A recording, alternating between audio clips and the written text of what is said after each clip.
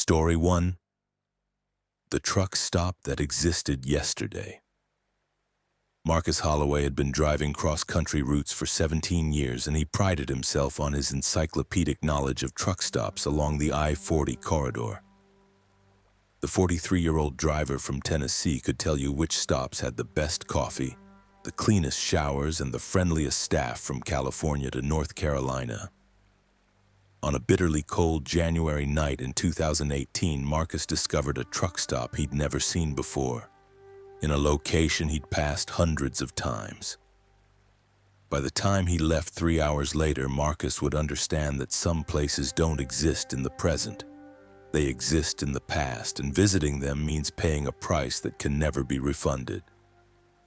Marcus was hauling electronics from Oklahoma City to Memphis, running ahead of schedule and feeling good despite the freezing temperatures. Around 11 p.m., somewhere in the empty stretch between Amarillo and Oklahoma City, he saw a sign he'd never noticed before.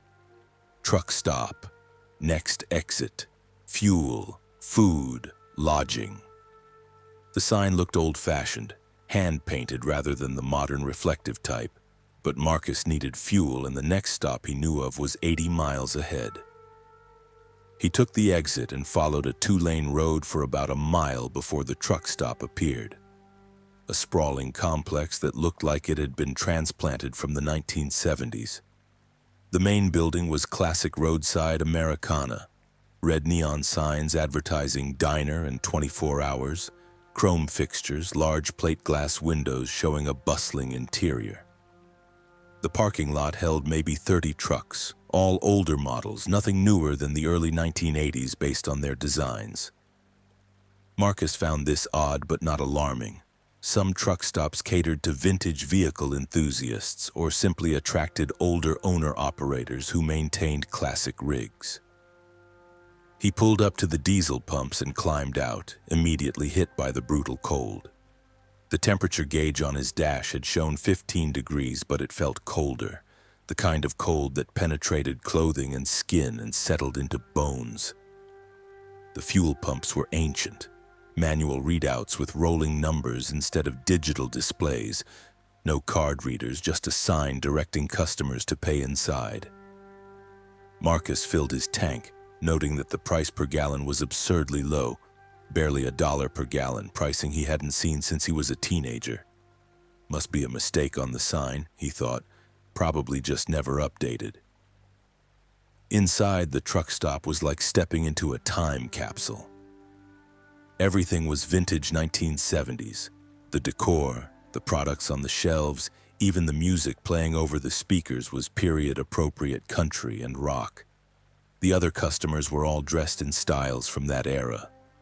Bell-bottom jeans, wide-collared shirts, trucker caps with obsolete company logos. Marcus felt distinctly out of place in his modern clothes and sneakers. The cashier was a woman in her 50s, her hair styled in a way Marcus associated with his mother's old photographs. She smiled warmly as Marcus approached. "Evening, honey. Cold one out there tonight." "Sure is," Marcus agreed, pulling out his credit card. "Pump 7 diesel." The woman looked at his credit card with confusion. "What's this now? Credit card? For payment?" "Oh, honey, we don't have any of that fancy electronic stuff here, cash only. Didn't you see the sign?" Marcus hadn't seen any sign, but he pulled out his wallet and checked his cash. He had about $60, probably not enough to cover a full tank of diesel even at the impossibly low prices displayed. "How much for the fuel?" The cashier checked a logbook, running her finger down handwritten entries. "Pump 7. You took on 112 gallons at 98 cents per gallon. That'll be 109.76. Marcus stared at her. 98 cents? That can't be right. "That's the price, honey. Has been for months now. President says we're working on getting it back under 90 cents, but with this energy crisis, who knows?" President. Energy crisis. Marcus felt reality tilting around him. "What's today's date?" "January 18th. "What year?" The cashier's smile faded, replaced by concern. 1979, honey. Are you feeling all right? You look a little pale. Marcus's heart began to race. 1979. He was standing in a truck stop that existed in 1979, somehow displaced in time or existing in a pocket of the past that he'd accidentally driven into. He looked around at the other customers, all dressed appropriately for the era, all acting as if this was completely normal. And the terrifying realization hit him. To them, it was normal. He was the anomaly, the thing out of time. I don't have enough cash, Marcus said, his voice shaking. I only have $60. The cashier frowned. Well, that's a problem. Driving off without paying is theft, you know. We'll have to call the police if you can't settle your bill. Can I use a phone? I need to call someone. Marcus didn't know who he could call or what he would say, but he needed to hear a voice from his own time. Needed confirmation that 2018 still existed somewhere. The cashier pointed to a payphone on the wall, an actual rotary payphone, the kind Marcus hadn't seen in decades. He picked up the receiver and dialed his wife's cell phone number, but the call wouldn't connect. He tried his dispatcher, his brother, anyone he could think of. Nothing worked. The phone system of 1979 couldn't reach phone numbers that didn't exist yet, couldn't connect to a future that was still 39 years away. Marcus hung up and returned to the cashier, desperation creeping into his voice. Listen, I know this sounds crazy, but I'm from 2018. I somehow ended up here in your time, and I don't know how. I don't have money from 1979. I only have modern currency. Is there any way? The cashier's expression changed from concern to something harder, almost predatory. You're from when?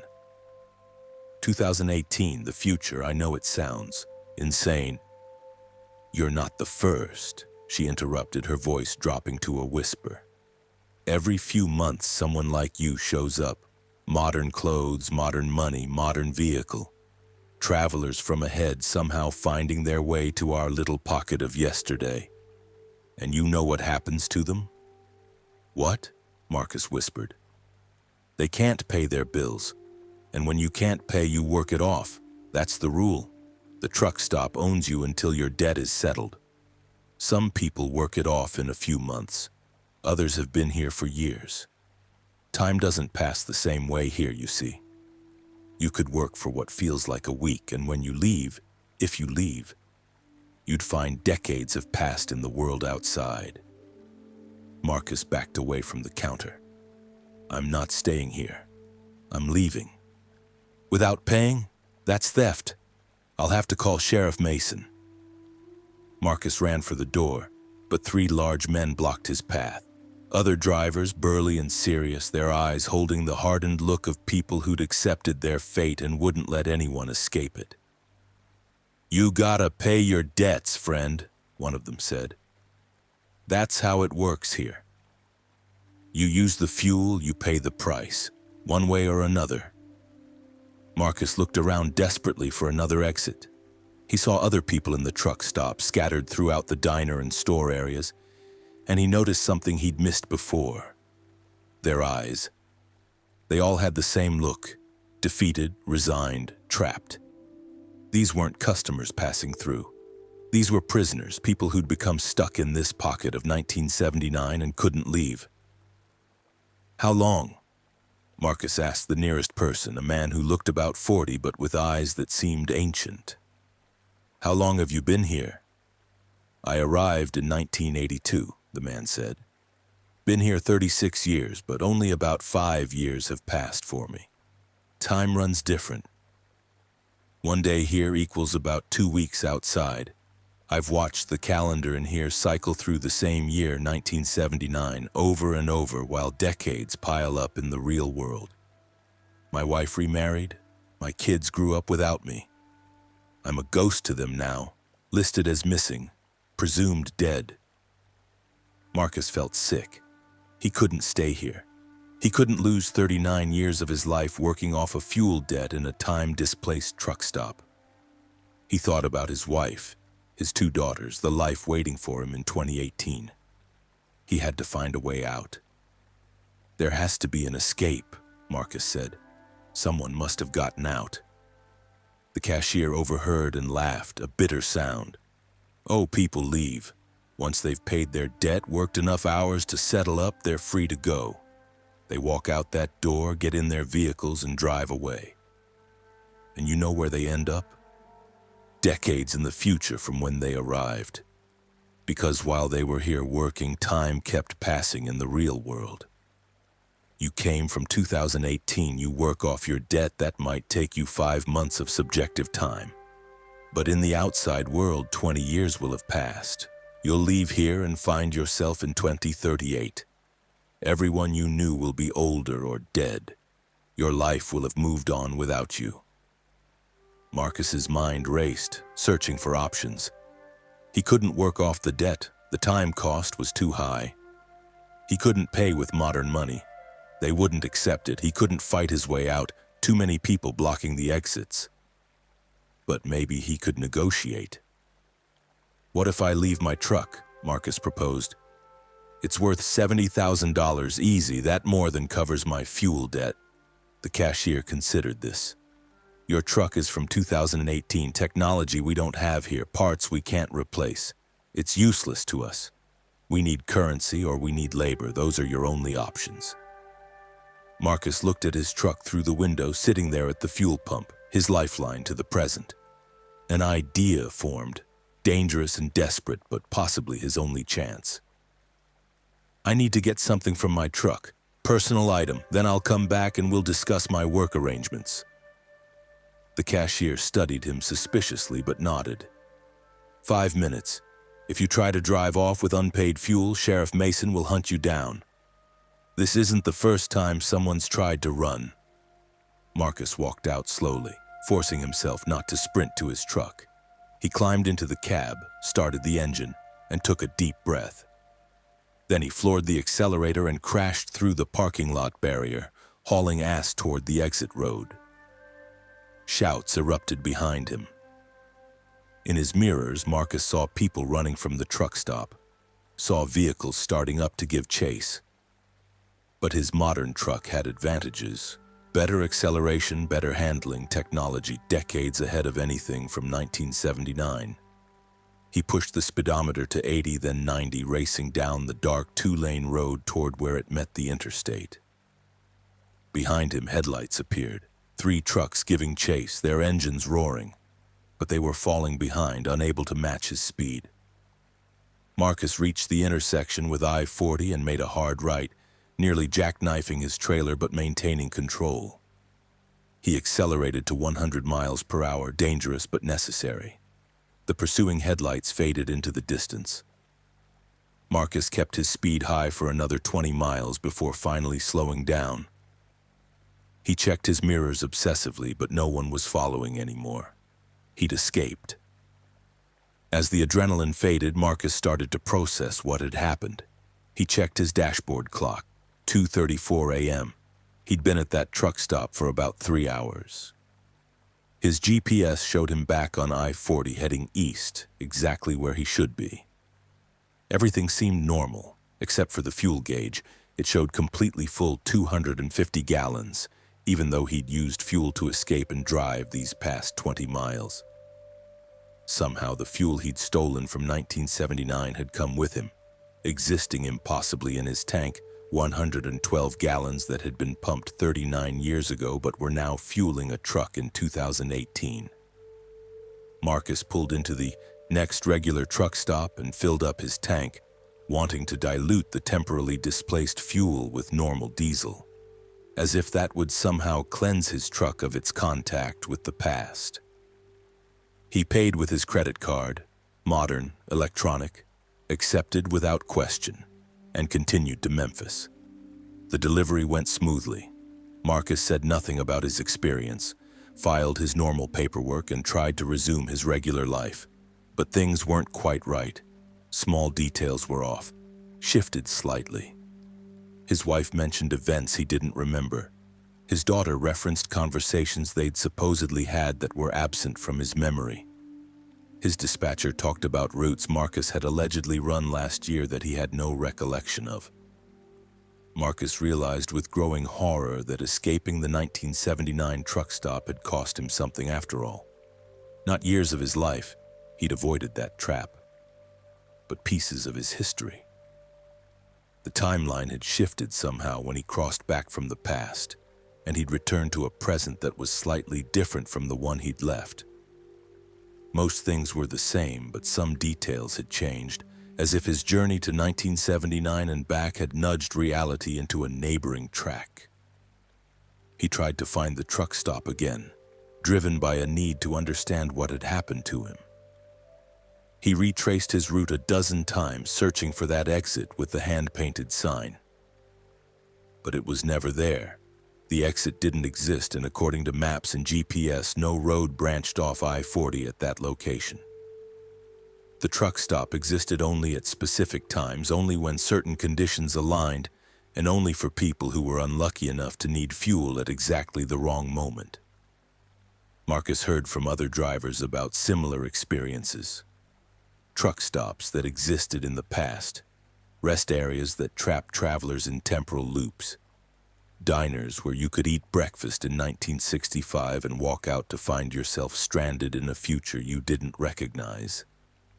The highways of America were full of these pockets, these thin places where time behaved strangely and the past reached out to claim the unwary.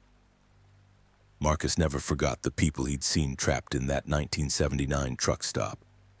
The defeated eyes, the resigned acceptance, the slow realization that their lives had been stolen from them one day at a time while time itself moved on without them. He wondered how many were still there, still working off debts from fuel they'd pumped decades ago by their personal timeline, centuries ago by the calendar outside. He wondered if they even remembered their original lives anymore, or if the endless repetition of days in 1979 had worn away their memories of what came before and what should have come after. And Marcus wondered about the price he'd paid for his escape.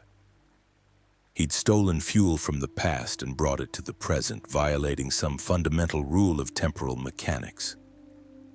The shifts in his personal timeline, the changed memories, the altered details, were those a punishment, a consequence, or was reality simply readjusting itself to accommodate the impossibility of his actions, rewriting his history to create a version where his theft from 1979 made logical sense?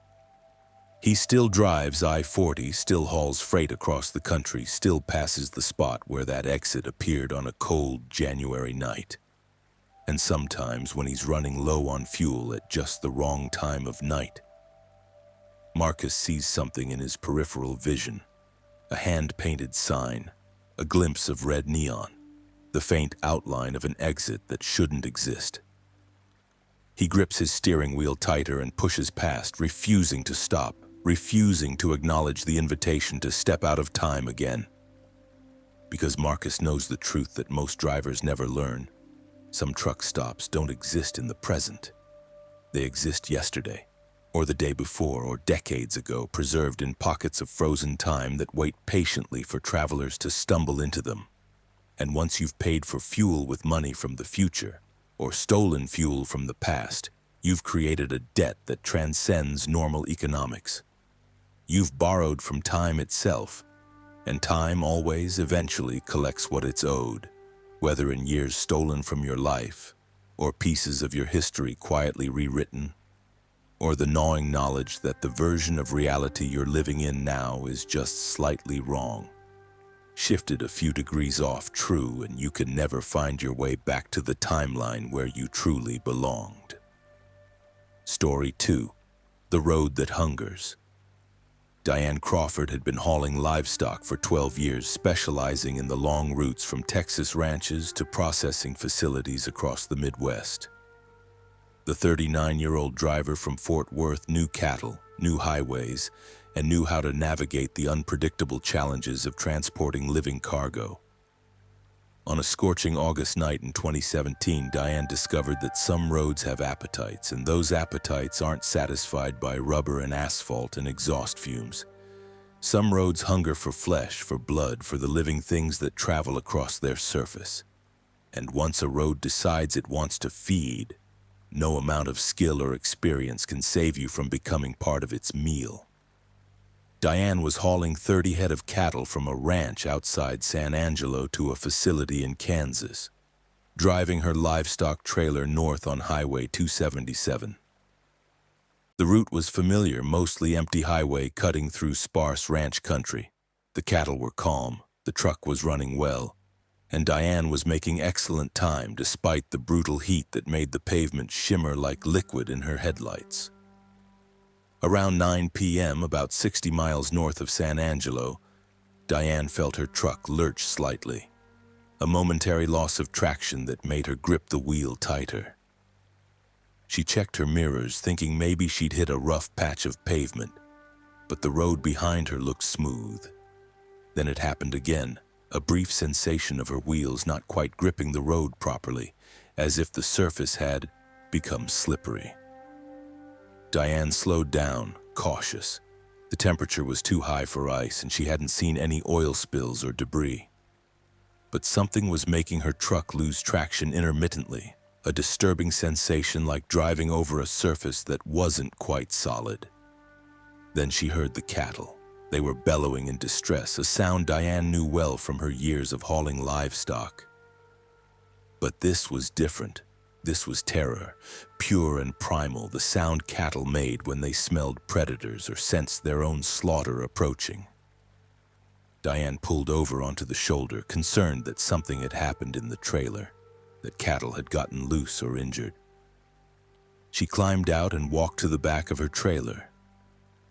Through the ventilation slats, she could see the cattle pressed against the far wall, as far from the floor as they could get, their eyes rolling white with fear. And the floor of the trailer, Diane's breath caught in her throat, the floor was moving. Not just vibrating from the engine, but undulating like something alive, rippling in waves that traveled from the front of the trailer to the back. Diane blinked hard, thinking it must be a heat mirage or optical illusion. But when she looked again, the movement was still there. The trailer floor was behaving like liquid, like flesh, like something organic and alive. And as Diane watched, small tendrils extended up from the surface, reaching toward the cattle like fingers or tongues, testing, searching for grip. One tendril caught a calf's hoof. The animal screamed an impossibly human sound and tried to pull away, but the tendril held fast. More tendrils emerged, wrapping around the calf's leg, pulling it down toward the floor. The other cattle pressed harder against the walls, trampling each other in their panic to avoid touching the surface that had become predatory. Diane grabbed a steel bar from her truck's toolkit and ran to open the trailer's back gate. She had to free the cattle, had to get them away from whatever was happening to her trailer floor. But when she touched the latch, a jolt of pain shot through her hand. The metal was searingly hot, far hotter than the ambient temperature could explain. Through the gaps in the trailer, Diane watched in horror as the tendrils pulled the calf completely down. The animal's body sank into the floor as if the surface had become quicksand, or as if the floor itself was swallowing the calf. Within seconds, the animal had disappeared completely, absorbed into the metal and wood that shouldn't have been able to consume anything. The trailer floor rippled again, and more tendrils extended, reaching for the next nearest cow. Diane screamed and beat on the trailer with her steel bar, trying to disrupt whatever process was occurring, trying to save her cargo from this impossible predation. The cattle inside were in full panic now, crushing against each other, some being pushed down onto the hungry floor despite their desperate struggles. Diane watched as one cow's hooves touched the surface and were immediately seized by tendrils. The cow fought with animal strength, but it was futile. The floor pulled her down, consumed her, left no trace except for a slight bulge in the trailer's surface that quickly smoothed out. Diane ran back to her cab and grabbed her CB radio. Mayday, Mayday, this is Lone Star Diane on Highway 277, mile marker 83. My trailer it's eating my cargo. I need help, I need... The radio crackled with static, then went dead. Her cell phone showed no signal despite being in an area that usually had decent coverage. She was alone with this nightmare, with a trailer that had somehow become carnivorous, that was systematically consuming the cattle she was supposed to deliver. Diane made a desperate decision. She climbed back into her cab and started driving, thinking maybe motion would disrupt whatever was happening. Maybe getting to a different location would stop this impossible feeding. She accelerated hard, pushing her speed to 70, then 80 miles per hour, the livestock trailer swaying dangerously behind her. But speed didn't help. Through her mirrors, Diane could see the trailer continuing to move in ways that weren't natural, bulging and contracting like a throat swallowing. The bellowing of the cattle was getting quieter as their numbers diminished, as one by one they were pulled down into the floor and consumed. Then Diane felt it, a sensation through her steering wheel, a subtle pulling like her truck was being drawn backward. Not mechanically, not by friction or connection, but by some kind of attraction, some force emanating from the trailer. It wanted more. Having tasted cattle, having fed on living flesh, it wanted to continue feeding. And the nearest living thing was Diane herself. The pulling intensified. Diane pressed harder on the accelerator, but her truck was slowing down despite the engine roaring at full power. The hungry trailer was pulling her backward, drawing her toward itself, trying to bring the cab within reach of whatever appendages or mechanisms it was using to feed. In her side mirror, Diane saw something that made her blood freeze. The trailer's exterior was changing, the metal sides rippling and bulging, developing orifices that opened and closed like mouths. The livestock trailer was transforming into something organic, something alive, something that existed only to consume. Diane made a split-second decision. She unhooked her seatbelt, put her truck in neutral, and dove out of the moving cab. She hit the pavement hard, rolling across the rough surface, her skin tearing and bones bruising. But she got clear as her truck, free from her control, slowed to a stop on the highway. From her position on the ground, Diane watched as her trailer seemed to fold inward, the metal and wood collapsing like a mouth closing. Her cab was pulled backward, absorbed into the trailer, crushed and consumed as if the vehicle itself was being eaten. The sounds of grinding metal mixed with organic squelching, a symphony of mechanical and biological destruction that shouldn't have been possible. Within 5 minutes, Diane's truck and trailer were gone, completely gone. Not destroyed or scattered, but consumed, leaving only a faint outline on the pavement where they'd been. A stain that looked disturbingly like a grease mark or a blood stain, organic residue from an impossible meal. Diane lay on the highway, bleeding and bruised, staring at the empty space where her livelihood had existed moments before. She heard a sound and looked up to see another truck approaching. A normal truck driven by a normal driver who pulled over when he saw her lying on the road. "Jesus, lady, what happened? Where's your vehicle?" Diane tried to explain but couldn't find words that made sense. She'd been driving livestock. Her trailer had become hungry. It had eaten the cattle, eaten the truck, would have eaten her if she hadn't escaped. How could she possibly explain that to someone who hadn't witnessed it? The other driver called for help, and soon Diane was in an ambulance heading to a hospital in San Angelo. Her injuries were treated: road rash, bruised ribs, a mild concussion. The police took her statement and she told them the truth. Her truck and trailer had been destroyed on Highway 277 near mile marker 83. She didn't mention the consumption, the feeding, the transformation of metal into hungry flesh. Investigators found the stain on the highway and analyzed it. The results were confusing. The residue contained traces of metal, plastic, wood, and organic compounds, including proteins and lipids. as if a vehicle and 30 head of cattle had been somehow liquefied and left a residue. But there was no debris field, no scattered parts, nothing that explained where Diane's truck and trailer had actually gone. Diane's insurance company denied her claim, citing insufficient evidence of the truck's destruction.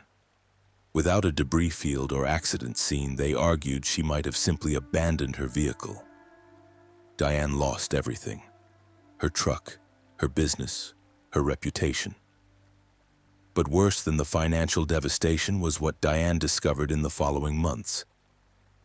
Other drivers reported similar experiences on that same stretch of Highway 277. Trucks that developed unusual appetites, that began consuming their own cargo, that transformed from machines into organisms. Most drivers escaped, abandoning their vehicles before being consumed themselves. A few didn't escape, and their trucks were found empty, cabs and trailers bearing no sign of the drivers who'd been inside them moments before.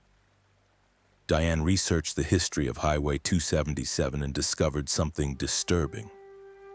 The road had been built in the 1950s over a route used by cattle drives in the 1800s. Thousands of cattle had died along that route, from exhaustion, disease, predation, drought. Their bodies had been left where they fell, decomposing into the soil, their bones ground to dust and mixed with the earth. When the highway was constructed, it had been built on top of that graveyard of cattle, on top of soil saturated with the remains of animals that had died during forced marches to slaughter. And somehow that history had infected the road, had given it a memory of consumption, of flesh being driven to its death. The highway remembered the cattle drives, remembered the trail of death. And on certain nights when conditions were right, the road became hungry for a reenactment. Diane never drove Highway 277 again, but she heard the stories from other drivers. The hungry road was still there, still waiting for the right circumstances to wake its appetite. It preferred livestock trailers drawn to the familiar scent of cattle being transported to slaughter, but it would consume other vehicles too when desperate enough. Cars, trucks, motorcycles, anything made of metal and flesh and the complex chemistry of modern transportation. The official record showed nothing unusual about Highway 277. Accident rates were normal. Traffic flowed smoothly. The Texas Department of Transportation maintained the road according to standard schedules. But the unofficial records, the stories drivers told each other in truck stops and on CB radio, painted a different picture. Highway 277 was marked on their mental maps as a road to avoid after dark, a road that had developed a taste for the living things that traveled across its surface, a road that remembered its origins as a cattle drive trail and occasionally tried to consume everything that reminded it of those bloody, dusty days when animals were marched to their deaths across its length. Diane moved away from trucking entirely, traumatized by the night she watched her trailer transform into a feeding organism. But she kept track of the incidents, documented the stories, tried to warn other drivers. Most ignored her, dismissed her as crazy or traumatized. But a few listened, a few believed, a few had their own experiences with roads that behaved as if they were alive. And late at night, when Diane couldn't sleep, she thought about the cattle she'd been hauling. 30 head innocent animals being transported to slaughter. They'd been consumed by the road before reaching their intended destination, their flesh absorbed into the highway itself. Was that better or worse than their planned fate? They'd been eaten either way, but by a road instead of by humans. Did it matter which mouth consumed them? Diane didn't have answers. She only had memories of metal turning to flesh, of floors that swallowed cattle, of the terrible realization that roads could hunger and feed. And she had the knowledge that Highway 277 was still out there, still waiting for the next livestock trailer to pass over its surface on the right kind of night, still remembering the cattle drives of a century ago, still trying to satiate an appetite that had been born from bones and blood mixed with soil and asphalt. creating a hunger that could never be fully satisfied, that would wait patiently between feedings, that would consume anything unfortunate enough to be traveling its length when the road decided it was time to eat again. Story 3. The Voice That Followed. Thomas Brennan had been driving solo for 14 years, preferring the solitude of long-haul trucking to the complications of team driving or local routes. The 47-year-old from Ohio enjoyed the silence, the time alone with his thoughts, the meditative quality of endless highways. On a humid June night in 2019, somewhere on I-70 through Missouri, Thomas heard a voice that would never leave him, a companion that hadn't been invited and couldn't be dismissed, a presence that rode with him every mile from that night forward. It started as a whisper, so faint that Thomas thought it was just the air conditioning or the radio bleeding through from a nearby frequency. He was hauling manufacturing equipment from Indianapolis to Denver, making good time through the empty Missouri night. Around 2 a.m., when the highway was completely deserted, Thomas heard what sounded like someone saying his name. Thomas. He turned down his radio, listening carefully. Nothing. Just the hum of his engine and the whisper of wind outside his cab. Thomas shook his head and turned the radio back up, convinced he'd imagined it. Thomas. Louder this time, clearer, definitely a voice. Male, unfamiliar, coming from somewhere inside his cab. Thomas hit his interior lights and looked around. He was alone, of course. Nobody in the passenger seat, nobody in the sleeper berth. Just him and his cargo and the empty highway. He checked his CB radio, turned off. His phone, locked and silent. Nothing that could be producing a voice. Thomas, I know you can hear me. This time, Thomas pinpointed the source. The voice was coming from everywhere at once, seeming to originate from the air itself inside his cab. Not from speakers or devices, but from the space around him, as if the molecules of air had learned to form words. Who is this? Thomas demanded, his voice shakier than he wanted. How are you doing this? I'm here now. I'm with you. I'll always be with you. What do you want? To talk. To be heard. I've been silent for so long, Thomas. Decades of silence. You're the first person who can hear me in 36 years. Thomas grabbed his CB radio and switched it on, trying to raise another driver, trying to get someone else to confirm that a disembodied voice was communicating inside his truck. Breaker 19, this is Ohio Thomas. Does anyone copy? Static answered him. He tried multiple channels, but no one responded.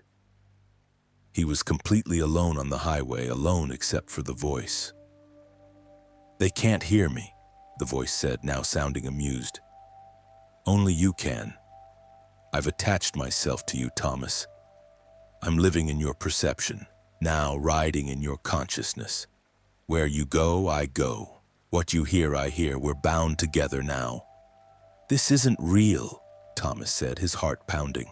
I'm hallucinating. Exhaustion, road hypnosis, something. You're not hallucinating. I'm very real. I'm Michael Reeves. I was a trucker like you driving I-70, just like you're doing right now. March 17th, 1983, I had a massive heart attack behind the wheel. Died instantly, truck veered off the road. But my consciousness didn't go wherever consciousness is supposed to go when you die. It stayed here, attached to this highway, desperate for someone to talk to. Someone to acknowledge I still exist. Thomas pulled over onto the shoulder, his hands shaking. Ghosts aren't real. Dead people don't talk. Usually you're right. Usually the dead are silent, gone, done. But sometimes when death happens suddenly in a place someone was deeply connected to, consciousness can linger. I love this highway, Thomas. I drove it hundreds of times. It was my route, my territory, my home. When I died, my love for the road kept part of me here. And for 36 years, I've been trying to communicate, trying to find someone with the right frequency, I guess you'd call it, someone whose brain could receive my transmission. And tonight, finally, I found you. Thomas sat in his truck on the dark highway shoulder, trying to process what was happening. If this was real, if a dead trucker's consciousness was somehow communicating with him, then he was stuck with an eternal passenger, a voice that would follow him everywhere. "How do I get rid of you?" Thomas asked bluntly. The voice laughed, a sad sound. "You don't. I'm sorry, Thomas, but we're together now. I'm imprinted on your consciousness. The only way to end it is for you to die, and then maybe you'd end up like me, a voice on the highway waiting for the next person who can hear you." Thomas started driving again, desperate to finish his route, to get home, to find help. But as the miles passed, Michael kept talking. Relentlessly talking, telling stories from his life as a trucker in the 1970s and 80s, sharing observations about how trucking had changed. Commenting on Thomas's driving, making jokes, asking questions, never stopping, never resting. Making up for 36 years of forced silence with constant chatter. At first, Thomas tried to ignore him. Then he tried responding, arguing, telling Michael to shut up. But nothing worked. Michael was always there, always talking, filling every moment of silence with words. Words, endless words. Thomas completed his delivery to Denver and immediately sought help. He saw doctors, psychiatrists, neurologists. They diagnosed him with auditory hallucinations, possibly brought on by stress or neurological dysfunction. They prescribed antipsychotics, mood stabilizers, anti-anxiety medications. Nothing worked.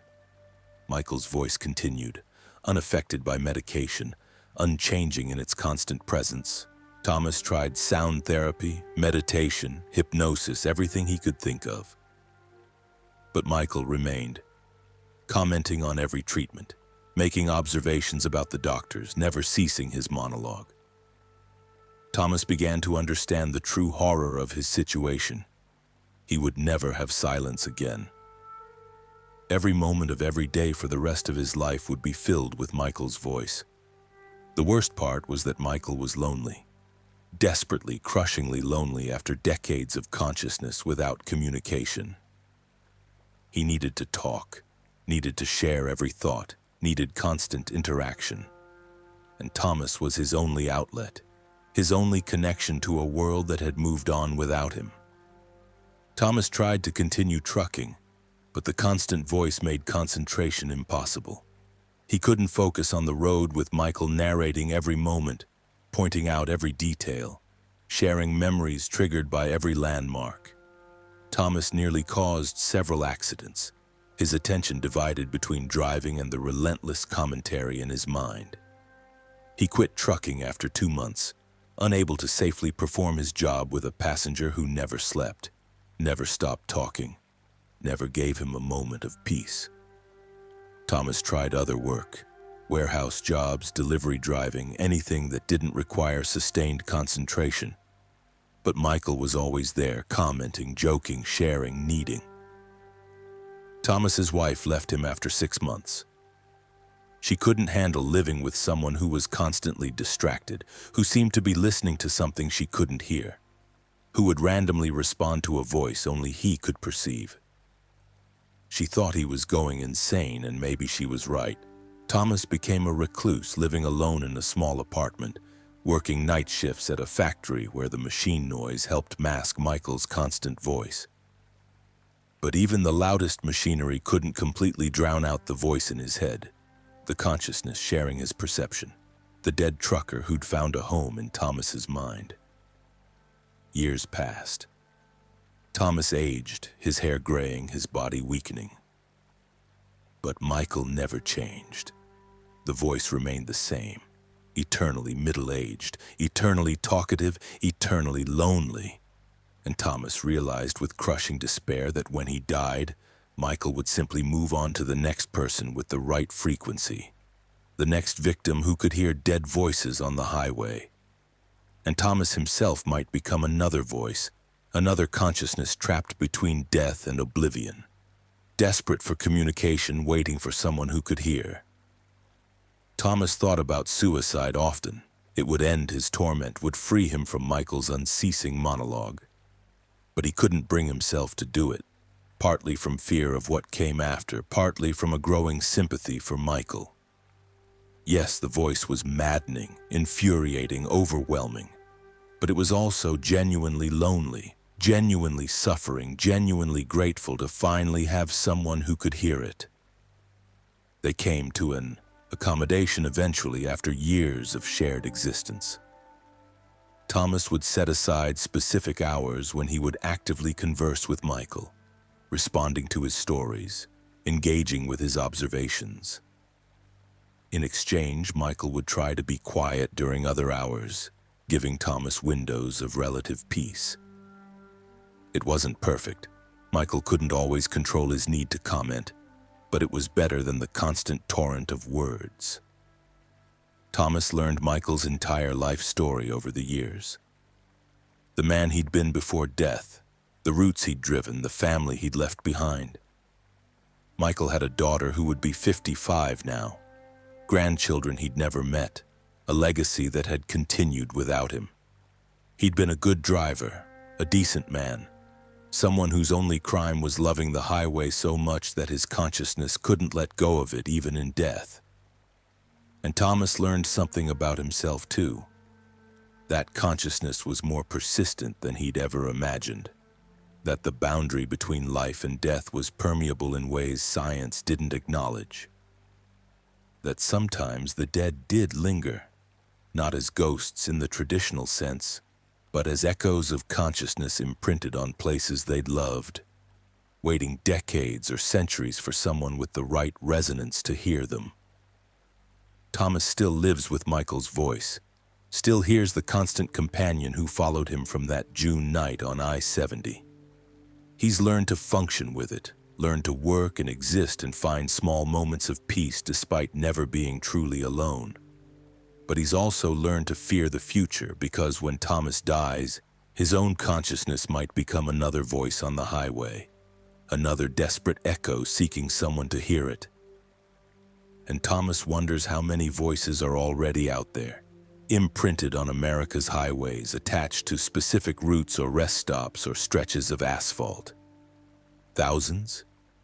Millions? All the truckers who died on the road over a century of motorized transport, some small percentage of them unable to fully detach, lingering as voices seeking to be heard. And most of them are silent because no one has the right frequency to receive their transmissions. But occasionally someone does. Someone drives the right stretch of highway at the right time with the right neurological configuration, and suddenly they have a passenger who will never leave. A voice that followed and will follow forever until death provides either release or transformation into the next voice waiting on the highway to be heard. Story 4. The Cargo That Grew. Jennifer Wu had been hauling oversized loads for 8 years, specializing in the massive cargo that required special permits and escort vehicles, industrial machinery, prefabricated building sections, oil field equipment. The 35-year-old driver from Seattle took pride in her ability to maneuver these challenging loads safely across the country. On a cold November night in 2020, Jennifer picked up a sealed container from a biotech facility in Oregon with instructions that it must maintain a temperature of exactly 32 degrees Fahrenheit. By the time she reached Idaho 12 hours later, Jennifer would discover that some cargo grows during transport, expands beyond its original boundaries, and develops appetites that sealed containers can't contain. The pickup was unusual from the start. The biotech facility, located in a remote area outside Eugene, was surrounded by multiple layers of security. Jennifer had to present identification 3 times, sign extensive liability waivers, and agree to a clause stating she would not open, inspect, or in any way breach the sealed container under penalty of immediate contract termination and possible criminal charges. The container itself was nondescript, a climate-controlled unit about 12 feet long, 6 feet wide, and 6 feet high. It weighed 8,000 pounds according to the loading documents, heavy but not unusual for biotech cargo. The facility's loading crew secured it to Jennifer's flatbed trailer with excessive care, using twice as many tie-downs as she'd normally require for cargo that size. "Remember," the loading supervisor told her, his expression serious. "Exactly 32 degrees, not warmer, not colder. If your refrigeration unit shows any deviation, call this number immediately." He handed her a card with an emergency contact number. "What's in the container?" Jennifer asked, curious about the extreme precautions. "Biological specimens. That's all you need to know. Just maintain temperature and deliver to the Boise facility by tomorrow evening. No stops except for fuel." Jennifer secured her cargo and headed east, the refrigerated container humming behind her cab. The November night was clear and cold, with temperatures dropping into the 20s across the mountain passes. Jennifer's refrigeration unit worked perfectly, maintaining exactly 32 degrees as required. For the first 6 hours, everything was normal. Jennifer crossed from Oregon into Idaho without incident, making good time on I-84. Around 3 a.m., somewhere between Boise and Mountain Home, Jennifer noticed something odd in her mirrors. The container behind her seemed larger than before, its silhouette slightly bigger against the darkness.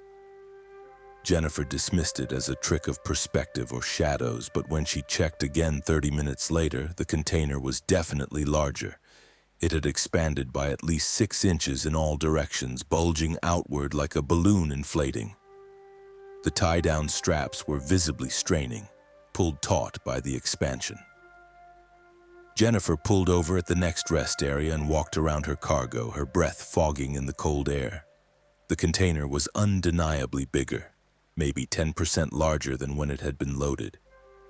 And it was still growing, expanding slowly but visibly, creaking and groaning as whatever was inside pressed against its walls. She grabbed the emergency contact card and dialed the number. It rang 15 times before someone answered, a woman's voice, clinical and calm. "Specimen Transport Emergency Line. This is Jennifer Wu, driver for the Eugene pickup. My cargo is expanding. The container is growing." A pause, then, "Are you maintaining 32 degrees? Jennifer checked her refrigeration unit display. "Yes, exactly 32. The specimens are temperature sensitive. At 32 degrees, they should remain dormant. If they're growing, it means they've been activated somehow. You need to increase the cold. Drop the temperature to 20 degrees. Do it now." Jennifer adjusted her refrigeration unit, lowering the target temperature to 20 degrees. The compressor worked harder, and gradually the interior temperature began to drop. But the container continued to expand, now obviously too large for the dimensions it had started with. The tie-down straps were at maximum tension, some beginning to fray. Jennifer called back. "The temperature is dropping, but the container is still growing. Some of my straps are about to break. Then you need to abandon the load immediately. Get in your truck and drive away. Leave the container there. We'll send a containment team." "Abandon my trailer? That's a $70,000 trailer. The specimens cannot be allowed to breach containment. If that container ruptures, what's inside will spread. Do you understand? They'll contaminate everything within a mile radius, possibly further. You need to leave. Now!" Jennifer started to disconnect her trailer, but before she could finish, one of the tie-down straps snapped with a sound like a gunshot. The container shifted, no longer fully secured, then another strap broke, and another. Through the gaps between the container and her trailer bed, Jennifer saw something that made her blood freeze. The bottom of the container was bulging downward, pressing through the gaps, and the material wasn't metal anymore. It was organic, pulsing, covered in what looked like veins or roots. The cargo wasn't just growing, It was transforming the container from the inside, changing metal to biomass. Jennifer ran for her cab and started the engine, intending to follow the emergency instructions and drive away. But before she could put the truck in gear, the container exploded. The force wasn't like a chemical explosion. There was no fire, no concussive blast. Instead, the container seemed to burst from biological pressure, splitting open like an overripe fruit. What emerged wasn't a liquid or gas, but a mass of organic material. Tendrils, roots, branches made of something that resembled plant matter but moved with animal purpose. The growth spread rapidly, covering Jennifer's trailer in seconds, extending outward across the rest area parking lot, reaching toward the restroom building and the few parked cars. It moved like fast-motion footage of vines growing, but this was happening in real time, meters per second, accelerating as it found more space to occupy. Jennifer threw her truck into drive and hit the accelerator, abandoning her trailer and the expanding biomass. In her mirrors, she watched as the growth continued to spread, a wave of organic matter consuming everything it touched. A parked car was covered in seconds, the tendrils wrapping around it completely, lifting it off the ground as they grew beneath and around it. Jennifer drove for 5 miles before pulling over to call the emergency number again. The container breached. The growth is spreading. I left my trailer. We know. We're tracking it via satellite. The containment team is en route. You did the right thing by leaving. The specimens are engineered biological matter, experimental carbon capture organisms designed to absorb CO2 and convert it to biomass. They're extremely efficient, which is why they grow so rapidly. But they were supposed to remain dormant at 32 degrees. Something activated them. What activated them? We don't know. Possibly vibration from road travel, possibly electromagnetic interference, possibly nothing at all. They're still experimental. We don't fully understand their activation triggers. Jennifer looked back toward the rest area, now several miles behind her. Even from this distance, she could see a dark mass rising above the tree line. The growth, continuing to expand, feeding on atmospheric carbon and anything organic it could find, converting everything to more of itself. How do you stop it? Jennifer asked. Fire.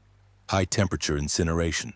The containment team will establish a perimeter and use thermal charges. The organisms can't survive sustained temperatures above 400 degrees. We'll burn everything within a half-mile radius to ensure complete eradication. Everything. Everything. The rest area, the nearby forest, anything the organisms might have touched. It's the only way to ensure they don't spread further. Jennifer sat in her truck as dawn broke, watching helicopters arrive and circle the rest area.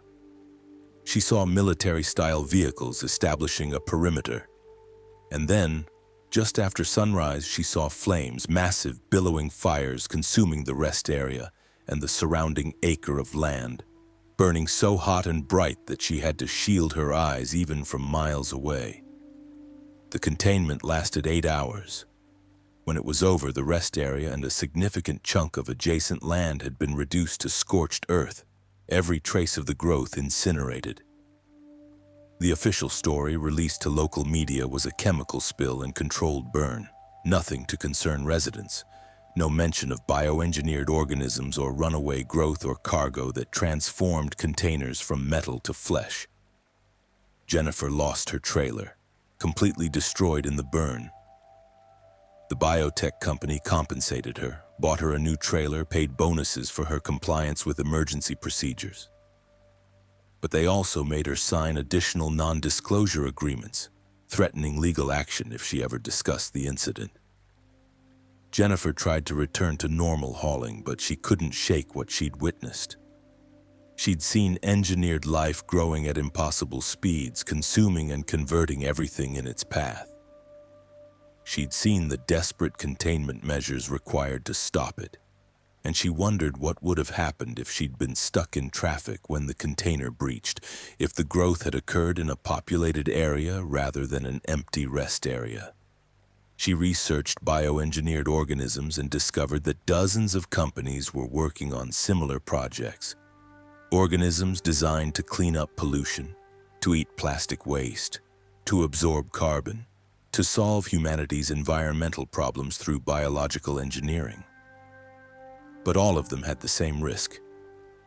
What if the organisms couldn't be controlled? What if they grew beyond their intended parameters? What if something designed to solve problems became a problem itself, consuming and converting everything in a runaway biological cascade? Jennifer quit hauling hazardous and biological materials after that night. She couldn't trust sealed containers anymore, couldn't accept cargo without knowing what was inside, couldn't risk transporting something that might burst its containment and transform the world around it into more of itself. But Jennifer knows the transport continues. Other drivers are hauling similar cargo right now, containers full of engineered organisms designed to serve humanity's purposes. And most of those containers will be delivered safely, their contents secured and controlled. But some won't. Some will breach during transport, and their contents will spread, and desperate containment teams will have to burn everything to stop the growth. And Jennifer wonders about the long-term consequences. Every organism released into the environment leaves traces, leaves DNA, leaves the possibility of reproduction or mutation or unexpected adaptation. How many experimental organisms have escaped over the years? How many controlled burns have been required? And how many times can humanity play with bioengineered life before creating something that can't be burned, can't be contained, can't be stopped? The cargo that grew was contained and destroyed, but Jennifer knows it wasn't unique. It was just one experiment among thousands, one transport among millions, one breach among many, and somewhere right now, another truck is hauling another sealed container full of biological material that's supposed to remain dormant, supposed to stay controlled, supposed to solve problems rather than create them. But supposed to and actually does are different things, separated by temperature fluctuations and vibrations and chance activations, and all the unpredictable variables that exist on America's highways. And when the gap between supposed to and actually does becomes too wide, when engineered life decides it wants to grow regardless of human intentions, someone will have to make the same desperate run Jennifer made, abandoning their cargo, fleeing the spreading growth, watching as fire tries to undo what biology has done, hoping that this time, like last time, the containment will work and the growth will stop before it reaches population centers, before it becomes unstoppable, before the cargo that grows becomes the world that's consumed. Story 5. The Passenger That Aged. Robert Kim had been driving team routes with various partners for 9 years, preferring the efficiency of continuous movement to the stop-start rhythm of solo driving. The 38-year-old from California was between partners when he picked up a hitchhiker outside Flagstaff, Arizona in March 2021. A young man who looked about 25, who needed a ride to Albuquerque, who seemed normal and grateful for the lift. 4 hours later, when they reached Albuquerque, that same young man was elderly, withered, dying of old age despite having experienced only a single afternoon. Robert learned that some passengers carry time differently than others, and sharing a cab with them means watching decades pass in hours, aging compressed into the space of a single journey. Robert didn't normally pick up hitchhikers, but the young man had been standing at a gas station in Flagstaff, politely asking drivers for rides, and something about his demeanor seemed genuine. He introduced himself as David Martinez, explained that his car had broken down and he needed to get to Albuquerque for his sister's wedding. He offered to pay for fuel. "I don't need money," Robert said. "I'm heading to Albuquerque anyway. You can ride along if you don't mind being quiet. I need to focus on driving." David agreed gratefully and climbed into the passenger seat. He was young, healthy-looking with dark hair and smooth skin. He settled in quietly, true to his word about not being distracting. For the first hour, everything was normal. David sat silently, occasionally looking out the window at the Arizona landscape passing by. Robert focused on the road, comfortable with the companionable silence. Then, about 90 minutes into the drive, Robert noticed something odd. David's hair looked slightly different, not just tousled from the wind, but actually different in texture and color. Grayer at the temples. Robert blinked and looked again. David's face also looked different, subtle lines around his eyes that hadn't been there before. Robert almost said something, but decided he must be misremembering David's initial appearance. They'd barely spoken. Robert hadn't studied his passenger's face carefully. Another hour passed. Robert glanced at David and nearly swerved off the road. His passenger was visibly older, not by months, but by years. The gray in his hair had spread significantly. Deep wrinkles lined his face. His skin had that thinner, papery quality of aging. David now looked about 45, maybe 50, despite being in his mid-20s just 2 hours earlier. "David?" Robert's voice cracked. "Are you okay? You look different." David turned to look at Robert, and his eyes were exhausted, ancient. "I'm aging. Happens every time I travel. Time passes differently for me than for everyone else. What's 2 hours for you is 20 years for me. By the time we reach Albuquerque, I'll probably be in my 70s or 80s. Robert pulled over onto the shoulder, his heart racing. "That's impossible. People don't age 20 years in 2 hours. "I do. I've always aged faster than normal, about 10 times faster. When I was born, I was newborn-sized. 2 weeks later, I looked 6 months old. By my first actual birthday, I appeared to be 10. My parents didn't understand what was happening. Doctors couldn't explain it. I just aged rapidly, burning through time at 10 times normal speed." Robert stared at his passenger, who now looked distinctly middle-aged. Graying hair, weathered skin, the beginning of an old man's stoop in his posture. "How old are you, actually?" "I was born 28 years ago, but my body is about 280 years old in terms of cellular age.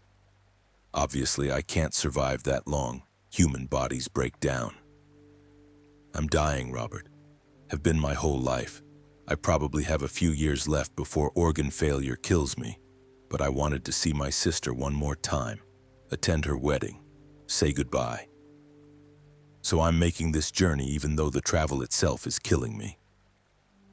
"We need to get you to a hospital," Robert said, reaching for his phone. "No hospital can help me. They'd just waste time running tests while I age decades in their waiting room. Please just take me to Albuquerque. Let me see my sister. That's all I want." Robert sat on the highway shoulder, trying to process this impossible situation. He was watching a man age and fast forward, watching time compressed into hours instead of decades. David's face was changing as Robert looked at him, new wrinkles forming, skin sagging, hair whitening. "Why does travel accelerate it?" Robert asked. "I don't know. Something about movement, about displacement through space. When I stay in one place, I age about 8 or 9 times normal speed, still fast but manageable. But when I travel, car, plane, train, it jumps to 10 or 11 times. The faster and farther I go, the more rapidly I age. But I had to make this trip. Family is worth dying for." Robert started driving again, unsure what else to do. David sat quietly in the passenger seat, aging visibly minute by minute. His hair went completely white. His hands developed age spots, then became gnarled and arthritic. His breathing grew labored. By the time they reached the New Mexico border, David looked 80 years old. His voice was weak and raspy. "Thank you for not abandoning me. Most people would have." "You're dying," Robert said, his throat tight. "Been dying since I was born. At least I'll die having seen my sister one last time." They reached Albuquerque just after 4 p.m., about 4 hours after leaving Flagstaff. Robert followed David's directions to a church where a wedding was in progress. David, now ancient, barely able to walk, insisted on going inside despite Robert's protests that he needed medical attention. Robert helped David into the church, supporting most of his weight. The wedding was in progress, a young woman in a wedding dress standing at the altar. David called out weakly, "Maria!" The bride turned and her face went white. "David, oh my God, David!" She ran toward them, her wedding forgotten. "What happened to you? You look old, I know. The travel aged me, but I made it. I'm here for your wedding like I promised." Maria was crying, holding her ancient brother, clearly devastated. "You shouldn't have come. You should have stayed home. Stayed safe. And missed this? Never. Family is everything." David smiled, his face a mass of wrinkles. "You look beautiful, Maria. Be happy. That's all I ever wanted for you." David collapsed then, his ancient body finally giving out. Robert called 911, but he could see it was too late. David died there in his sister's arms in the church, having traveled 4 hours and aged 60 years to attend a wedding he'd never actually see completed. The paramedics were baffled by David's condition, a man who appeared to be 90 years old with ID showing he was 28. Robert tried to explain about the rapid aging, but it sounded insane even to his own ears. The medical examiner would later find that David's organs showed extreme age-related degradation, consistent with someone in their 90s despite his chronological age. Maria explained to Robert later, after the chaos had subsided and her wedding had been postponed. David had always aged rapidly, a genetic condition that doctors couldn't identify or treat.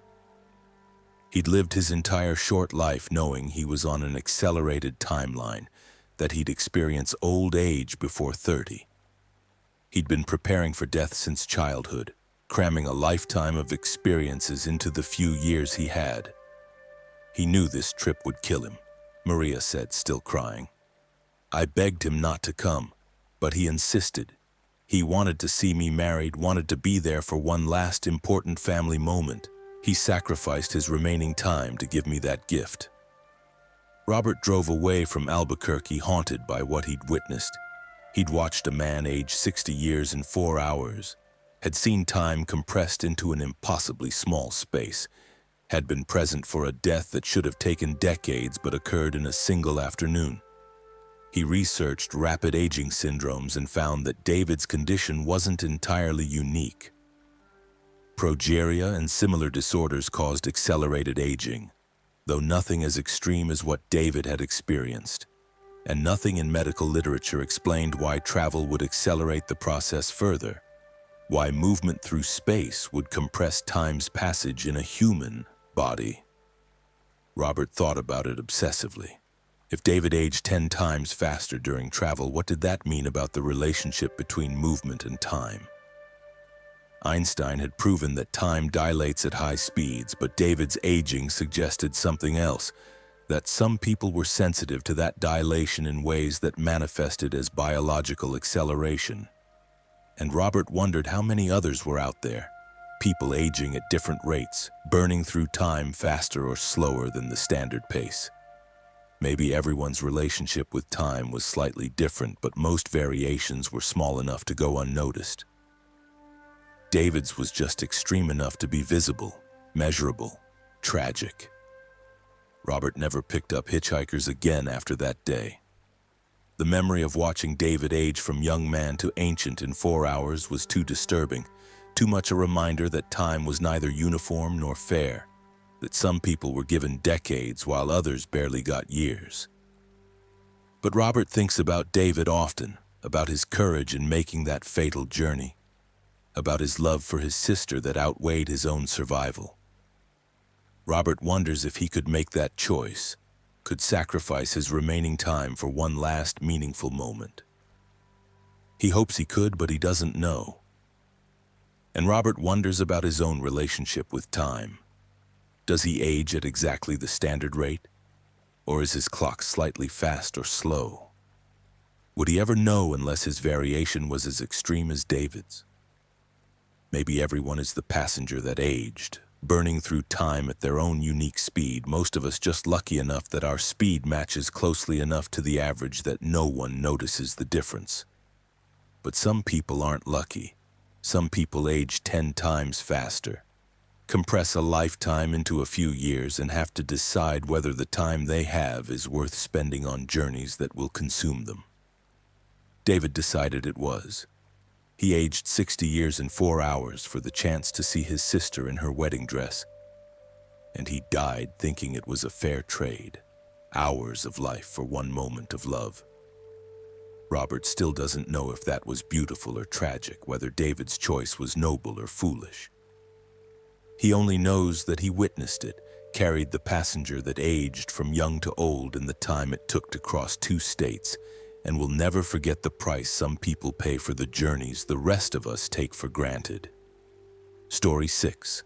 The Way Station of Regrets. Catherine Hayes had been an owner-operator for 16 years, driving routes across the western United States with pride in her perfect safety record and efficient operations. The 44-year-old from Nevada was known among her peers as someone who did everything by the book. Proper maintenance, accurate logs, full compliance with all regulations. On a dusty afternoon in July 2022, Catherine pulled into a weigh station outside Salt Lake City, Utah, and discovered that some scales don't measure weight in pounds or tons. Some scales measure regret, guilt, and the accumulated burden of choices that can never be unmade. And once you've been weighed on those scales, you carry the knowledge of your exact burden for the rest of your life. The weigh station appeared normal. Standard government facility with scales, an inspection office, and the usual "all trucks must stop when open" sign. Catherine pulled onto the scale and waited for the green light that would indicate she could proceed. Instead, a voice came through the speaker. "Driver, please report to the office. There's an issue with your weight reading." Catherine frowned. Her load was well within legal limits. She'd weighed at the shipper and had proper documentation. But she climbed out and walked to the office, ready to show her paperwork. Inside, an older man sat behind a desk, maybe 60, with steel gray hair and eyes that seemed to look through rather than at Catherine. He gestured to a chair. "Please sit down, Ms. Hayes." "How do you know my name?" "It's on the scale. Everything about you is on the scale." He turned a computer monitor toward her, showing a readout Catherine had never seen before. It listed her truck's weight correctly, 72 to 400 pounds. But below that was another figure. Secondary weight, 847 pounds. "What's secondary weight?" Catherine asked. "The weight of your regrets," the man said simply. "The accumulated burden of all the choices you wish you could take back. All the pain you've caused others, all the mistakes that haunt you. Most people carry this weight their entire lives without knowing its exact measure. But this scale quantifies it. You're carrying 847 pounds of regret, Ms. Hayes." Catherine laughed nervously. "This is a joke, right? Some kind of training exercise?" "No joke. This is a special weigh station, one of only 3 in the country. We measure what standard scales can't detect, the invisible burden that every human carries. 847 pounds is actually relatively light. I've seen readings of over 5,000 pounds, people so burdened by regret that it's remarkable they can function at all." "I don't believe this," Catherine said, standing up. "This is ridiculous. I'm leaving." "You can leave, but now that you know your number, you can't unknow it. 847 pounds of regret. That will be with you forever, Ms. Hayes." And here's the difficult part. The scale also provides details. He typed on his keyboard and the screen filled with text. "Would you like to see what comprises your 847 pounds? What specific regrets make up your burden?" Catherine wanted to refuse, wanted to walk out, but morbid curiosity held her in place. "Show me." The man clicked a button and the screen displayed a list. Regret 1, 127 pounds. Your relationship with your daughter, Sarah. You chose trucking over parenting, missed her childhood, weren't there for important moments. The distance you created can never be fully bridged. Regret 2, 96 pounds. The accident in 2014, you were texting while driving, veered into another lane, caused a collision. The other driver suffered permanent injuries. You reported it as an equipment failure, never admitted your culpability. Regret 3, 83 pounds. Your marriage. You had an affair during a long haul in 2017. Your husband never knew, but it broke something in you. Created a dishonesty in your relationship that's corroded your intimacy ever since. Regret 4, 71 pounds. Your best friend, Julia. She needed you during her divorce, called repeatedly asking for support. You were too busy with work, told her you'd call back, never did. She committed suicide 6 months later. You never attended her funeral. The list continued. Smaller regrets, harsh words, broken promises, moments of selfishness or cowardice, accumulating into 847 pounds of burden she'd been carrying without consciously acknowledging. Catherine's eyes filled with tears as she read her own failures laid out in clinical detail. How do you know all this? How can a scale possibly know these things? The scale doesn't measure weight in the conventional sense. It measures, call it psychic mass, emotional density. Everything you regret creates a kind of weight in your consciousness, and this scale can detect and quantify it.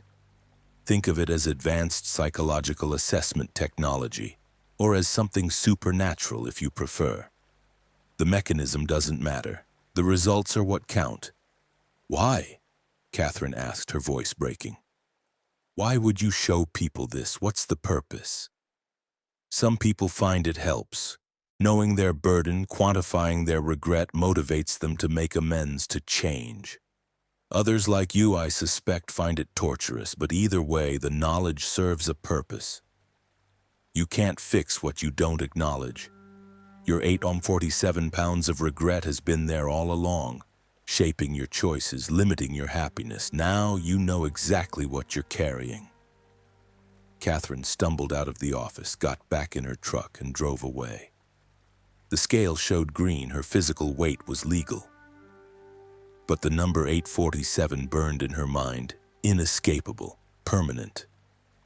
Over the following weeks, Catherine tried to address her regrets. She called her daughter Sarah and tried to rebuild their relationship. Sarah was receptive but distant, the damage of years of neglect not easily repaired.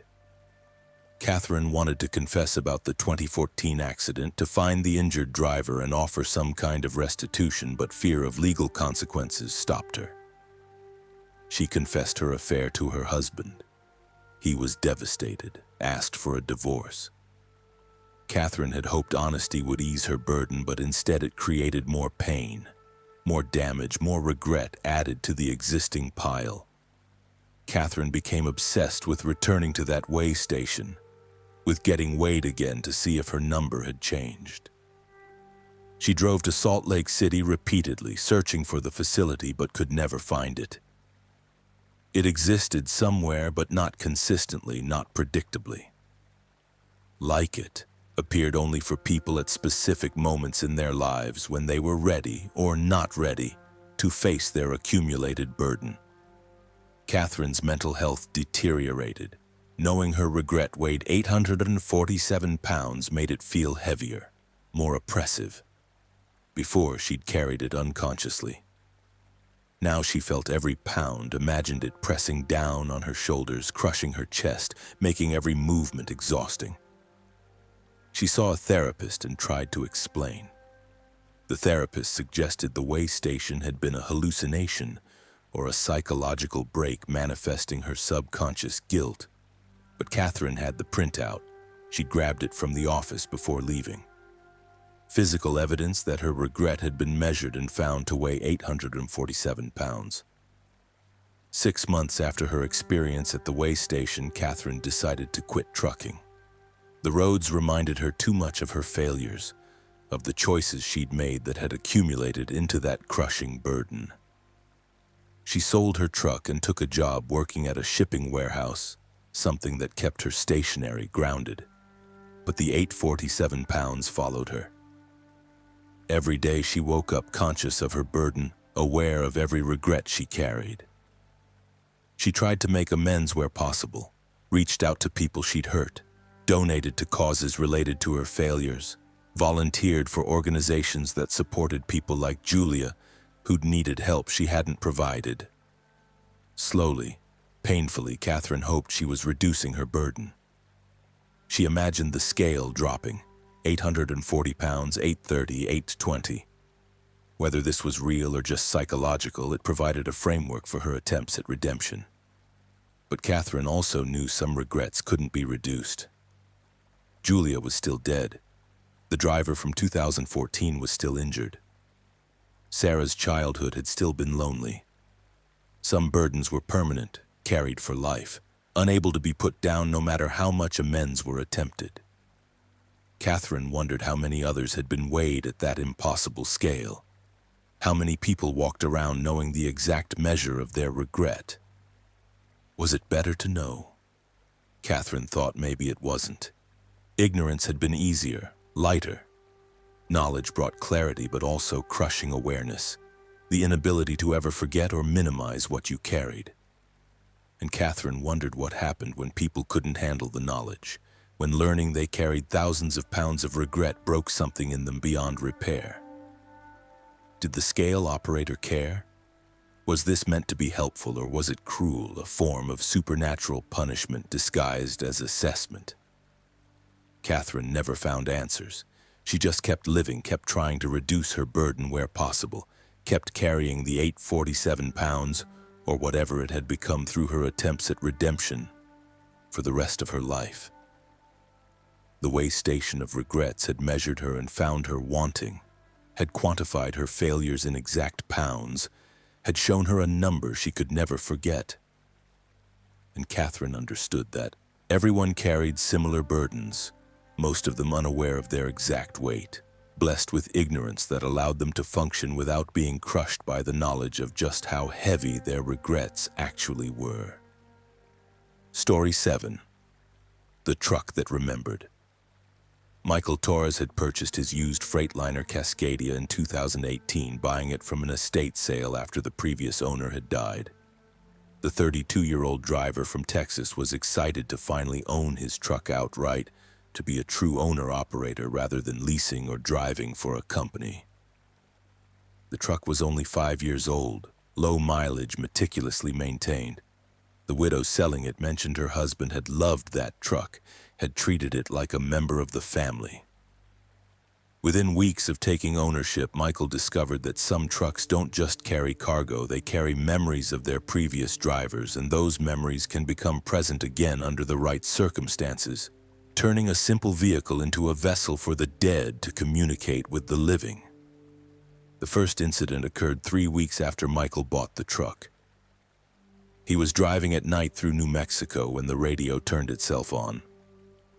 Michael reached to turn it off, but before he could touch it, the station changed, cycling through frequencies too fast for human hands to operate the dial.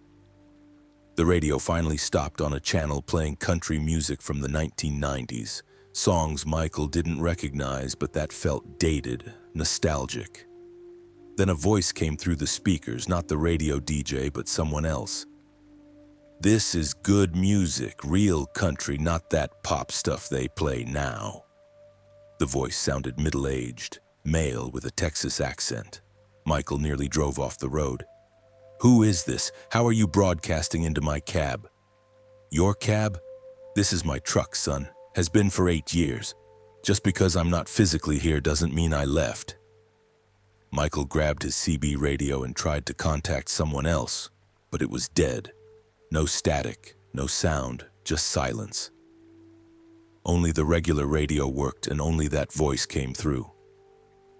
"My name was Robert Hayes," the voice continued. "I died 3 months ago, heart attack, while parked at a rest stop outside Amarillo. But I spent so much time in this truck, drove so many miles, that part of me stayed behind. The truck remembers me, and sometimes, when conditions are right, I can communicate through it." "This isn't possible," Michael said, his voice shaking. "You bought my truck from my widow, Helen. Sweet woman, but she didn't understand what this truck meant to me. It was my office, my second home, my companion for almost a decade. I ate meals in here, slept in here, had some of my best thoughts in here. The truck absorbed my presence, you could say. And now that presence can sometimes emerge, especially at night, especially when you're alone on empty highways like I used to love." Michael pulled over and turned off the engine, trying to end this impossible conversation. But the radio stayed on, powered by nothing, the voice continuing. "I know this is frightening. I frightened Helen too when I tried to communicate through the truck while it was still parked at our house. That's why she sold it so quickly. She couldn't handle her dead husband's voice coming through the speakers. But I mean no harm, son. I just want to ride along sometimes to experience the road again through you." "I don't want a ghost in my truck," Michael said firmly. "Then you shouldn't have bought this truck. I'm part of it now, embedded in its electronics and systems. We're a package deal. But truly, I'll stay quiet most of the time. I just need to speak occasionally, to feel heard, to remember what it was like to be alive and driving." The radio turned off then, the cab falling silent. Michael sat there for 10 minutes before restarting his engine and continuing his route. He told himself it had been a hallucination, stress from the new business, something explainable. But Robert's voice returned regularly over the following months. Always through the radio, always at night, always when Michael was alone. Robert would share stories from his life as a trucker, offer advice about routes, comment on how trucking had changed. Sometimes just play music from his era and reminisce about the roads he'd driven. Michael found himself growing accustomed to the presence, even anticipating it. Robert was knowledgeable about trucking, helpful with navigation and mechanical issues, genuinely interested in Michael's life and career. It was like having a mentor who happened to be dead, communicating through electronic systems that shouldn't be able to carry consciousness but somehow did. Other drivers noticed oddities about Michael's truck. His CB radio would occasionally broadcast in Robert's voice instead of Michael's, confusing people who'd been talking to Michael and suddenly heard a different person. His GPS would reroute itself to take scenic byways Robert had loved. His dashboard would display messages that weren't programmed into the system, things like "good driving today" or "take a break, you're tired." Michael researched the phenomenon and found that he wasn't alone. Other drivers reported similar experiences with used trucks, voices of previous owners coming through electronics, phantom presences that rode along, trucks that seemed to have personalities and preferences inherited from the dead. The explanation, according to fringe scientists and paranormal researchers, was that consciousness could imprint on objects someone interacted with frequently and emotionally. A truck that someone drove for thousands of hours, that they lived in essentially, could absorb aspects of their consciousness. And in the age of electronics and complex computer systems, that consciousness found ways to manifest through screens and speakers and sensors. Michael came to terms with sharing his truck with Robert's ghost.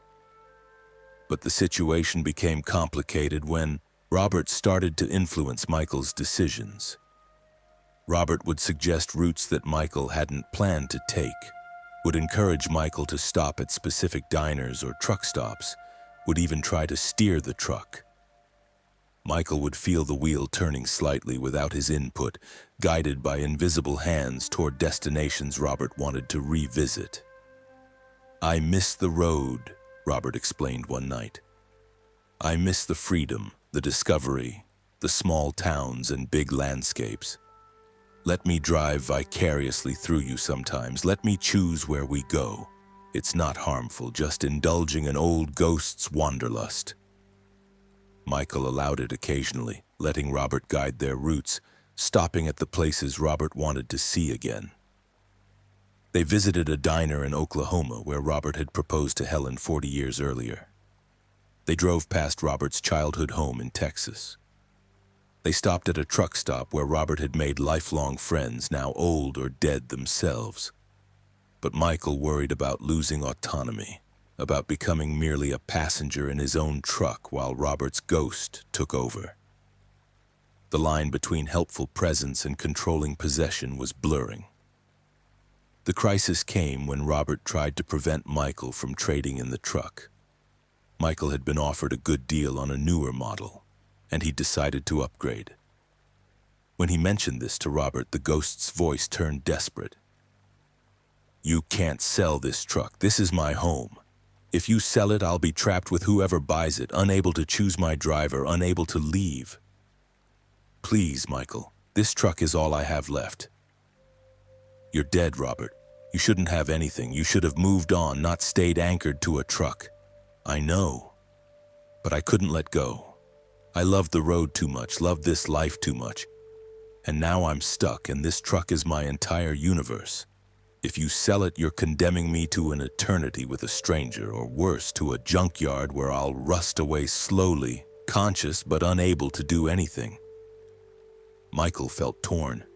He wanted the newer truck, wanted to advance his business, but Robert's anguish was real. And Michael had grown fond of the ghost, had come to see him as a companion rather than a curse. In the end, Michael kept the truck. He couldn't bring himself to condemn Robert to an unknown fate. But he set boundaries. Robert could ride along but couldn't control the routes, couldn't take over driving, couldn't interfere with Michael's business decisions. Robert agreed, grateful just to stay with a driver who acknowledged him. Years passed.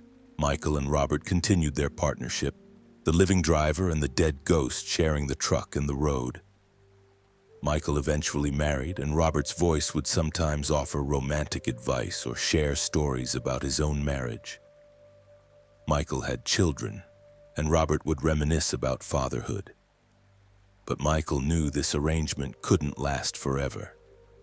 Eventually, his truck would age beyond repair, would need to be retired. And then what would happen to Robert? Would the ghost finally dissipate when the truck was scrapped? Or would he transfer to the junkyard, to the scrap metal, condemned to a different kind of eternity? Michael didn't know, and Robert wouldn't talk about it. They just kept driving, kept accumulating miles together, living and dead, coexisting in a vehicle that had become both transportation and tomb, both business asset and haunted vessel. And Michael wondered how many other trucks on America's highways carried similar passengers. Ghosts of drivers who couldn't let go, consciousnesses embedded in electronics and metal, riding eternally with the living drivers who'd inherited their vehicles. The road was full of such trucks, Michael came to believe, vehicles that remembered their previous owners and sometimes, under the right circumstances, allowed those owners to communicate again, to ride along one more time, to experience the freedom of the highway even after death had supposedly ended their journey. Story 8. The Delivery to Nowhere. Samuel Chen had been driving for transcontinental freight for 6 years when he received the strangest delivery order of his career. The 29-year-old driver from San Francisco was used to unusual requests, late-night pickups, remote drop-off locations, vague addresses that required investigation. But in September 2022, Samuel received instructions for a delivery that violated every logical principle of geography, time, and space, a delivery to a location that didn't exist on any map but which he would somehow reach anyway, discovering that some destinations exist outside normal reality, in spaces between places accessible only to those who follow impossible directions to their conclusion. The load was standard, industrial equipment, nothing special. The pickup location in Bakersfield was unremarkable. But the delivery address made Samuel pause. Intersection of Route 46 and Route 46, coordinates 35.79 Fibom degree N, 120 1628 W, delivered a client on site, no signature required. Samuel entered the coordinates into his GPS. They pointed to a location in Central California, apparently on Route 46. But the address said intersection of Route 46 and Route 46, implying the highway intersected itself, which was geometrically impossible unless the road formed a loop or was elevated. And Route 46 did neither at those coordinates. Samuel called dispatch to clarify. "I think there's an error in the delivery address. It says Route 46 intersects with itself." The dispatcher checked his records. That's what the client specified. They were very clear. The intersection of Route 46 and Route 46 at those exact coordinates. Delivery at midnight tonight. Don't be late. The client only appears at midnight. Appears? What does that mean? How should I know? Just make the delivery, get confirmation, come back. You're being paid triple for this run, don't overthink it. Triple pay was enough to silence Samuel's questions. He loaded the cargo and headed toward the coordinates, arriving around 11:30 p.m. The location was in the middle of nowhere, empty plains, no buildings, no lights except his own headlights cutting through the darkness. Just Route 46 stretching in both directions under a clear moonlit sky. Samuel pulled over at the exact coordinates and checked his GPS. It confirmed he was at the specified location. But there was no intersection, no crossroads, just a straight stretch of two-lane highway. No client, no buildings, nothing that would indicate this was a delivery destination. He waited. 11:45 p.m., 11:50 p.m., 11:55 p.m. At exactly midnight, the world shifted. Samuel felt it physically. A lurching sensation like the ground had dropped 6 inches and then returned. When his vision cleared, he was no longer on the same highway.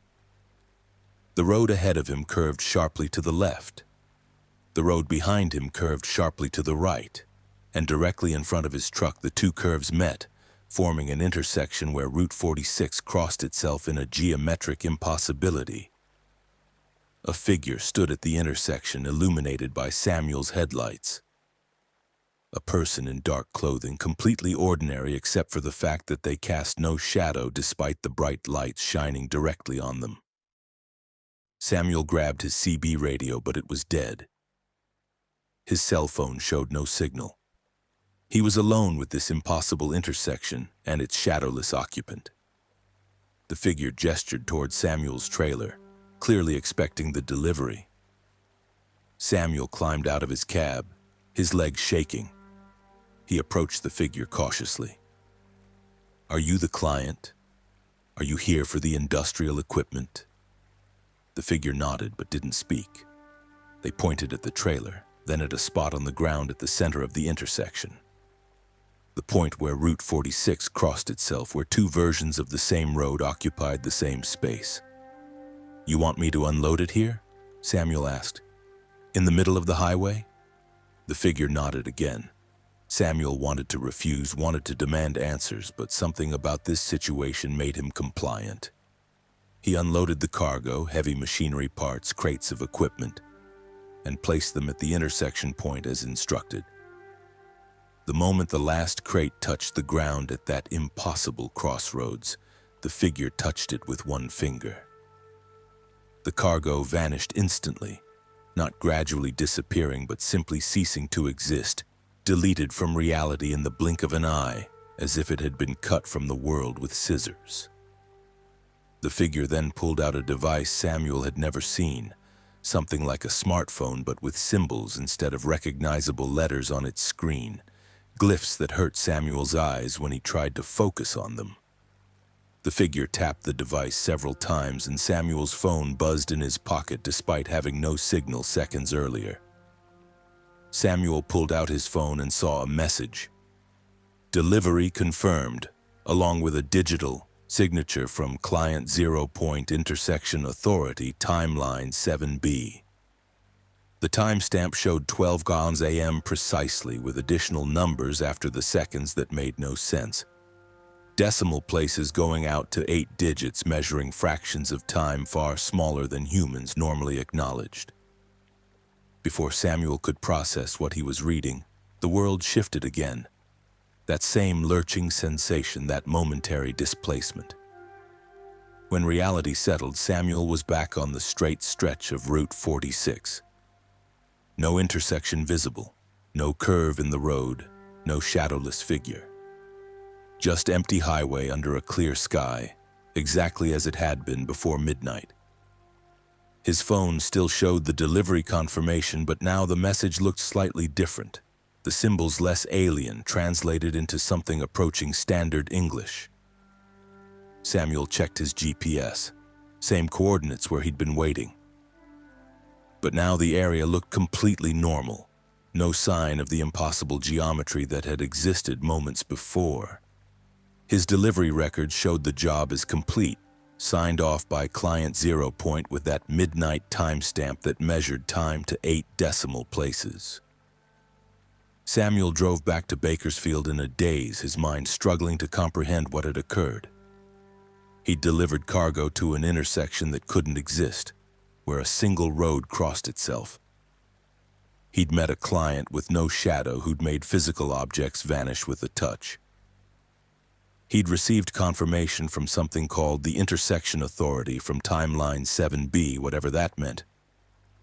He submitted his delivery report, collected his triple pay, and tried to forget about the experience. But he couldn't. The intersection of Route 46 and Route 46 haunted him. How had the road curved to cross itself? Where had the cargo gone after vanishing? Who or what was Client 0 Point and the Intersection Authority? Samuel researched obsessively and found references to 0 point intersections, theoretical locations where different timelines or dimensions touched, creating geographic impossibilities that existed only at specific times. According to fringe physics theories, roads could intersect themselves if they existed in multiple dimensions simultaneously, with the intersection point serving as a transfer location for moving cargo between realities, or between different versions of Earth that existed in parallel. Samuel found other drivers who'd made deliveries to impossible locations. Warehouses that only existed between specific hours, loading docks on lakes that didn't appear on any map, rest stops that were simultaneously in multiple states. All of them had been paid extremely well for these deliveries, as if the premium price was compensation not just for the driving but for the reality-bending nature of the destinations. All of them had also noticed that after making these impossible deliveries, their lives felt slightly wrong, as if they'd been shifted into a timeline that wasn't quite the one they'd left. Samuel began noticing similar discrepancies. Small details that didn't match his memories, changes in his apartment, and possessions that he couldn't fully articulate but that felt wrong somehow. His apartment number had definitely been 304 when he'd signed his lease. But now his keys opened 314 and all his mail came to 314. And his lease clearly showed 314 had always been his unit. His girlfriend's name was Jessica. He was certain of that. But increasingly he found himself thinking of her as Jennifer, and sometimes she would reference conversations they'd supposedly had that existed only as vague half-memories in Samuel's mind. The delivery to nowhere had shifted Samuel into a slightly different version of reality. A timeline where small details were altered, but most things remained recognizably similar. Most people wouldn't notice such changes, but Samuel had been to the intersection point, had stood at the exact location where timelines touched and cargo transferred between realities. He'd been exposed to the boundaries between worlds, and now he could perceive the inconsistencies, the places where his current timeline didn't quite match the one he'd originated from. He received more delivery orders to impossible locations over the following months, an average of 1 per month, always at triple or quadruple pay, always to destinations that violated normal geography. Each time Samuel completed one of these deliveries, more discrepancies appeared in his life. His car changed color from blue to gray, but everyone insisted it had always been gray and showed him purchase records proving it. His mother's maiden name shifted from Wong to Wang, and old documents confirmed Wang despite Samuel's clear memories of Wong. Reality was rewriting itself around Samuel, one delivery at a time. Or rather, Samuel was shifting incrementally from his origin timeline into adjacent ones, moving through the multiverse one impossible delivery at a time. Samuel realized he was being used as a courier between dimensions, a driver trusted to deliver cargo from one version of reality to another. Each delivery required him to pass through the intersection points, the zero-point locations where multiple timelines touched. And each passage shifted him slightly, moved him from one universe to an adjacent one where most things were the same but some details differed. He tried to refuse future deliveries, but the orders kept coming, marked as mandatory, with penalties for refusal that would bankrupt him. Samuel discovered that transcontinental freight was owned by a parent corporation with no physical address, no actual human leadership, no board of directors, just a logo and a name that appeared on paperwork but corresponded to no real entity. He was working for an interdimensional shipping company, serving clients that existed outside normal reality, delivering cargo to locations that appeared only at midnight or during solar eclipses or when specific atmospheric conditions aligned. And with each delivery, Samuel drifted further from his origin timeline, further from the version of reality where he'd been born, into increasingly unfamiliar worlds where he was a stranger wearing his own face. Samuel tried to track his shifts, to document how each delivery changed his reality. He kept detailed journals, took photographs, recorded videos, anything to anchor his memories and measure the drift. But he found that the records themselves would change retroactively. Photographs showing different scenes than he'd originally captured. Journal entries rewritten in his own handwriting to reflect the new timeline's history rather than his memories. The drift was insidious, erosive, gradually replacing Samuel's original life with versions that were close enough to feel familiar but wrong enough to be disturbing. He no longer knew which memories were real and which were implanted by timeline shifts. He no longer trusted his own past, couldn't be certain that anything he remembered had actually happened to him versus being history from one of the many adjacent realities he'd passed through. Samuel Chen is still driving, still making deliveries to nowhere and everywhere, still passing through intersection points where roads cross themselves and shadowless clients accept cargo that vanishes at their touch.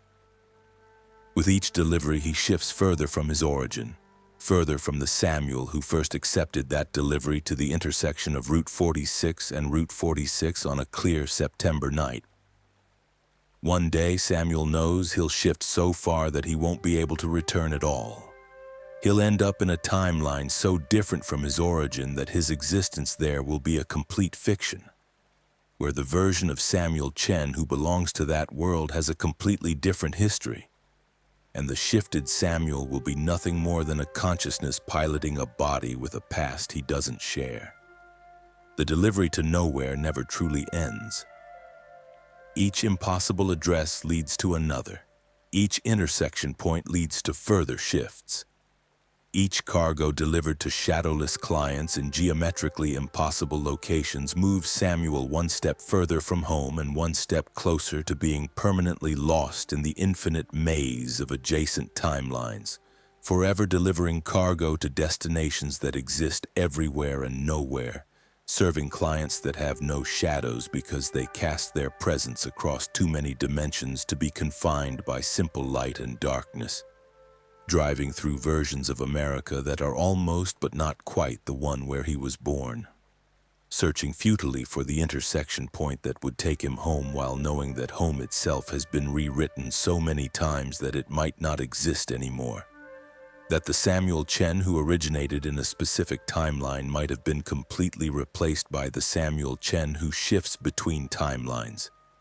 a quantum courier existing in superposition across multiple realities, belonging to all of them and none of them, delivering forever to destinations that cannot be mapped because they exist only at midnight, only at specific coordinates, only when the boundaries between worlds grow thin enough for shadowless figures to reach through and accept cargo from a reality not their own.